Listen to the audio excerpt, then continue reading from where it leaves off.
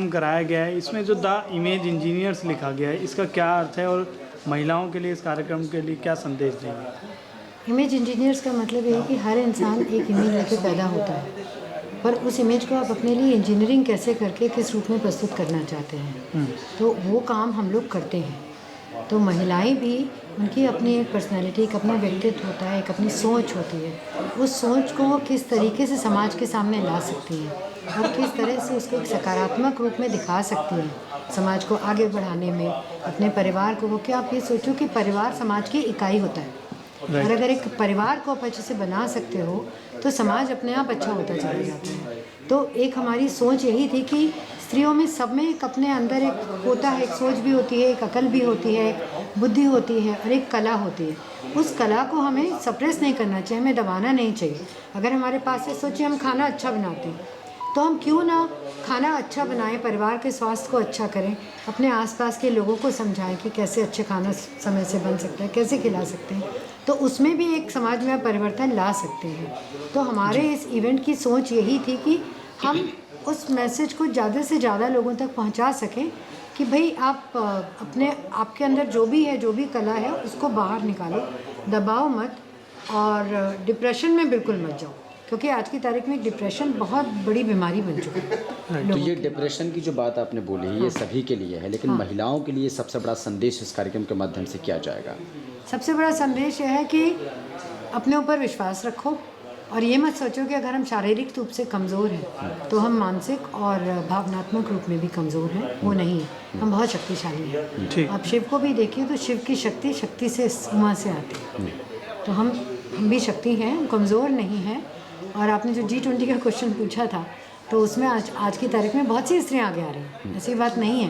तो एक अवेयरनेस है, तो उसको आपको और भी स्ट्रांग बना रहा है। और अपनी लड़कियों को सिखाइए और लड़कों को भी सिखाइए कि अपने खुद का सम्मान करें और अपने आसपास की स्त्रियों का सम्मान करें।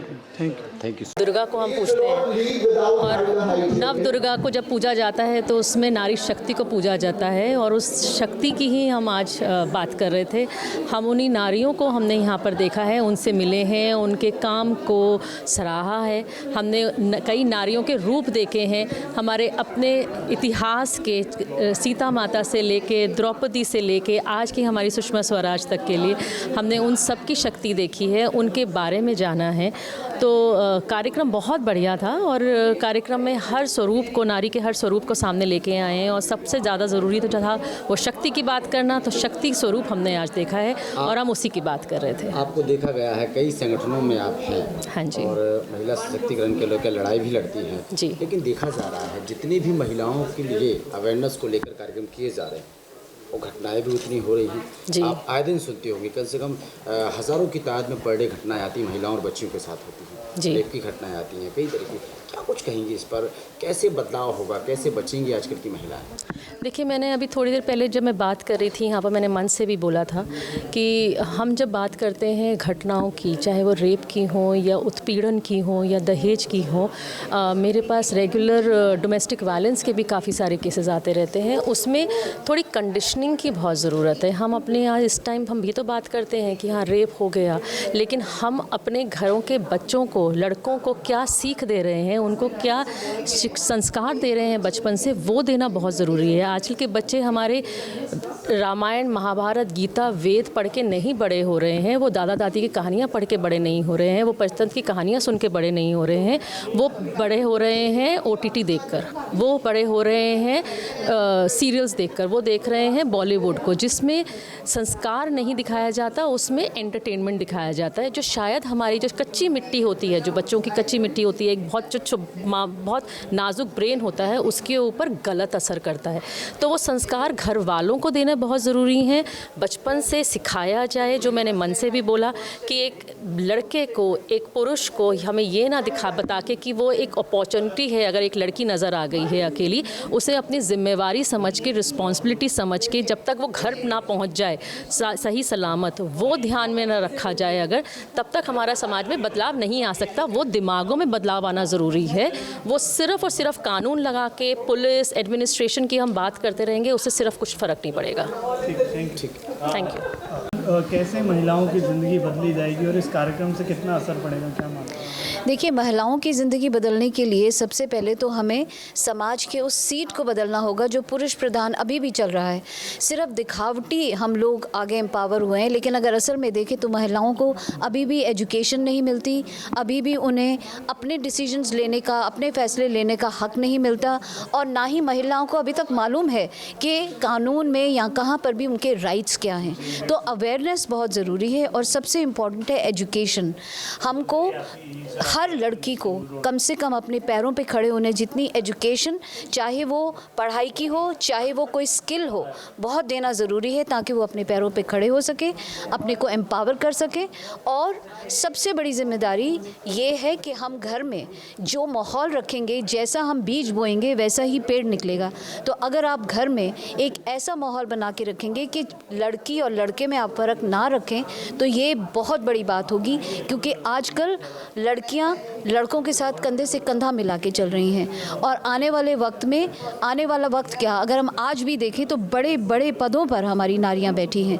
तो इन चीज़ों को देखते हुए हम पेरेंट्स को समझना होगा कि बच्चों को इतनी शक्ति, इतना हक दें, चाहे लड़का हो या लड़की, सिर्फ शरीर से अलग हैं लेकिन दिमाग से और हर चीज़ से हम बराबर हैं। लेकिन जो बच्चे सोशल मीडिया के जरिए आपने बोला कि लड़की और लड़के में कोई फर्क ना रखे जी, लेकिन जैसे घर वालों सोच छूट दे देते हैं जी, लेकिन जो बच्चे सोशल मीडिया के जरिए गलत रास्ते को पकड़ लेते हैं, लव स्टोरी में पड़ जाते हैं, फिर उसके बाद उनके साथ घटनाएं होती हैं। जैसे आपने सुना होगा छतरपुर के एक जंगल में 33 टुकड़े मिले, जी, लेकर क्या उसको लेकर यही कहना होगा कि ये जो बच्चे हैं जो सोशल मीडिया में जो चले जाते हैं, उनको अवेयरनेस की कहीं ना कहीं हमें स्कूल लेवल पर बच्चों को सिखाना पड़ेगा कि इंटरनेट को कितनी सेफली यूज़ करना चाहिए और उसके रिपरकशंस क्या होंगे। क्योंकि इंटरनेट एक नई चीज़ है और अब तो आर्टिफिशियल इंटेलिजेंस भी आ गई है जो कि आगे ना जाने और क्या क्या चीज़ें हमें दिखाएगी।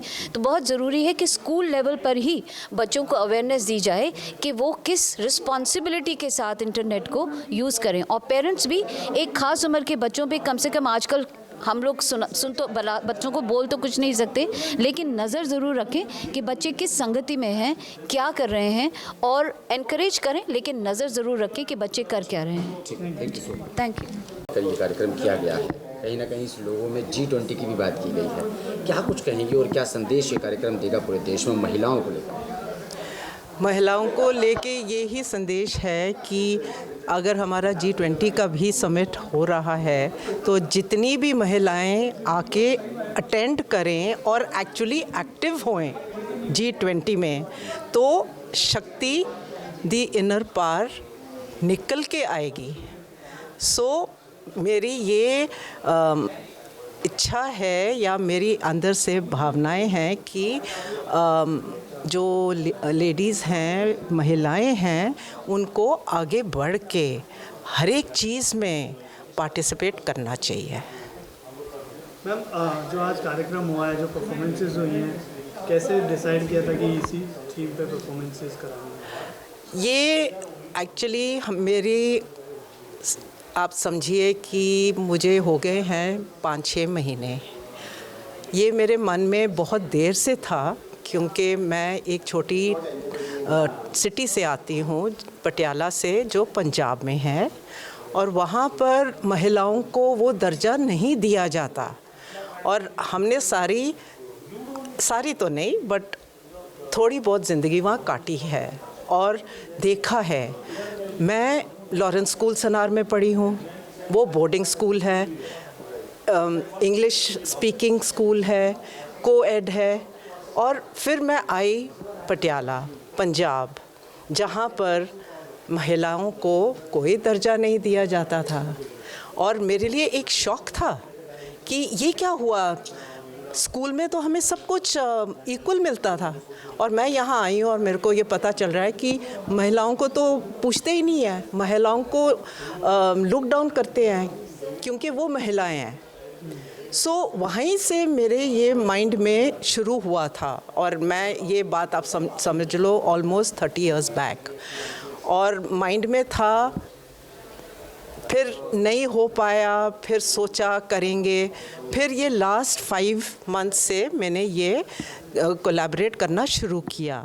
तो उस दौरान मेरा ऑलमोस्ट सारा फिक्स हो गया था। मेरे को कुछ प्रॉब्लम्स आई, कुछ हर्डल्स आए, कुछ फ्रॉड भी हुआ मेरे साथ। एंड दुखी प्राणी की इतना कुछ किया और नहीं हो पा रहा। देन